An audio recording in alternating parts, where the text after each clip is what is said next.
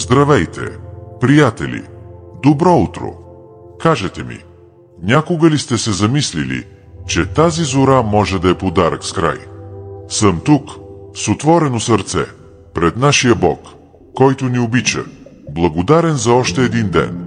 Усещам тежестта на безсънните нощи, болките в душата и страх от идното, но виждам Неговата ръка да ме води.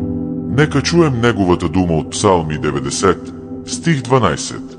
Научи ни да броим дните си, за да спечелим сърце, пълно с мъдрост. Като ваш пастор, ви питам, сте ли готови да живеете всеки миг за Него? Помислете, дните ви са броени от Господа, не случайно. Не е, за да се уплашите, а да се събудите. Всеки ден е покана да погледнете към трудностите, умората, споровете, сметките и да кажете: Боже, моето време е Твоето. Истинският ангажимент не е само молитва, когато е удобно, а да дадеш сърцето си дори с сълзи в очите, е да стоиш непоколебимо, когато денят те притиска, вярвайки, че Той е написал края. Спрете се сега, усетете този зов. Нека се помолим заедно, мои братя. Затворете очи, вдишайте дълбоко и оставете живота си в Неговите ръце. Отче небесни, идвам с благодарност, молейки Твоята светлина, която води. Благодаря за Исус, който ми дава надежда.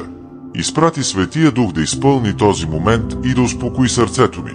Повтарям Псалми 90. Научи ме да броя дните си. Нека тази истина ме промени.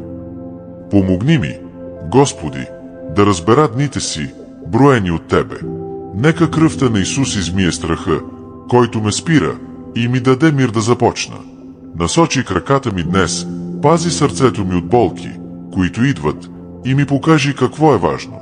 Сви клопките на врага, който иска да ми открадне времето, името на Исус.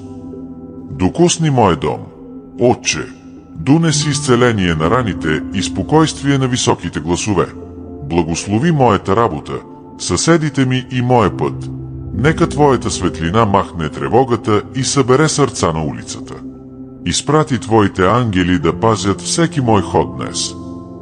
Господи, предавам дните, които ме натежават, нощите, които ме разтърсиха, и мечтите, от които почти се отказах.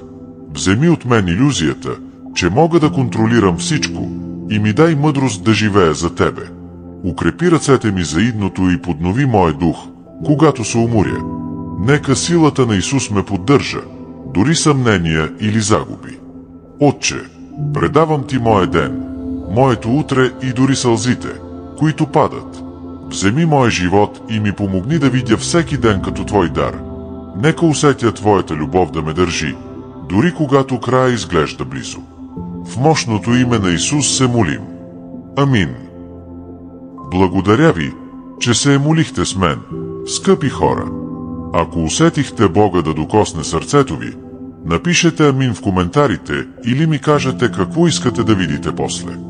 Абонирайте се за канала, активирайте звънеца и живейте повече моменти с Него. Нека мирът на Исус Ви прегърне днес. До скоро!